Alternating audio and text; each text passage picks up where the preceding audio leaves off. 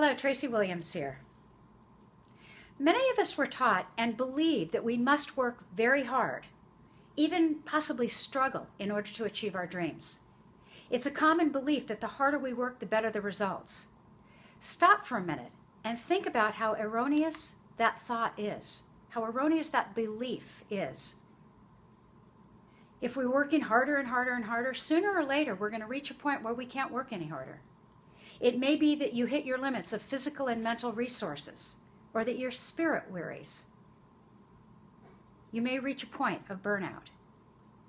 It may also be the case that you reach a point of diminishing returns, where trying harder is producing less and less.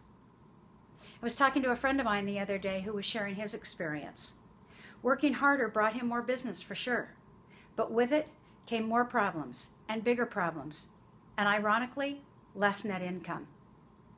Then he took a different path, and he found more joy. The work came easier to him. The work flowed easier during the course of his work. And interestingly enough, he was making more money. He's a happier camper for making different choices.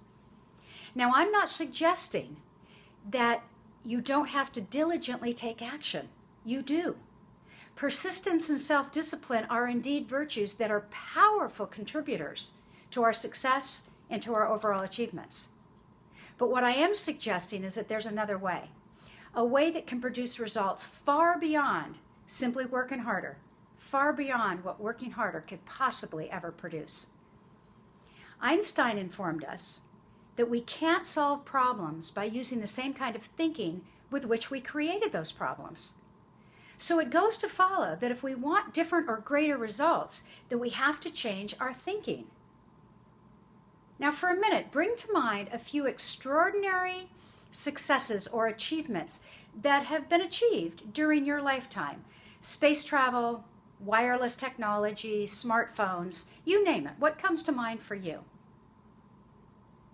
Now, when first conceived, those ideas would have seemed illogical, far-fetched, possibly even impossible by most individuals.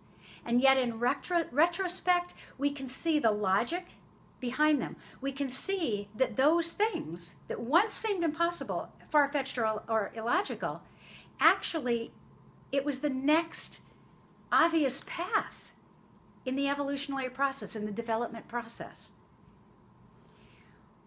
When we seem to have reached that plateau in our success of what we're achieving, we tend to go back to basics.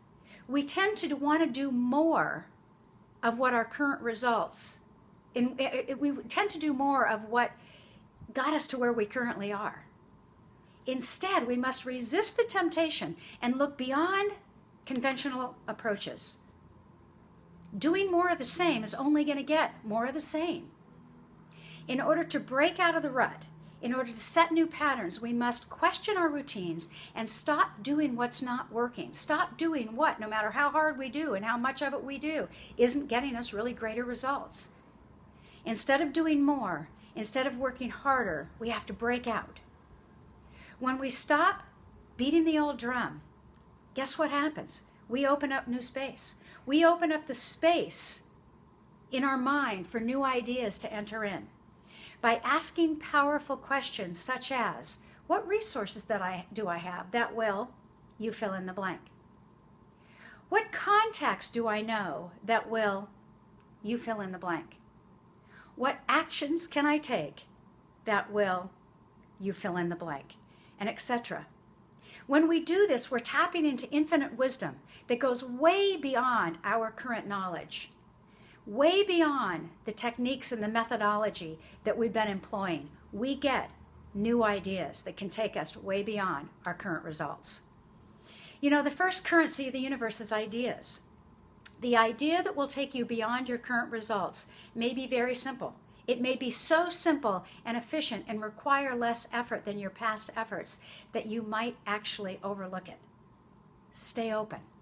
Ask questions and stay open to ideas that will come to you. This week, examine your current methods.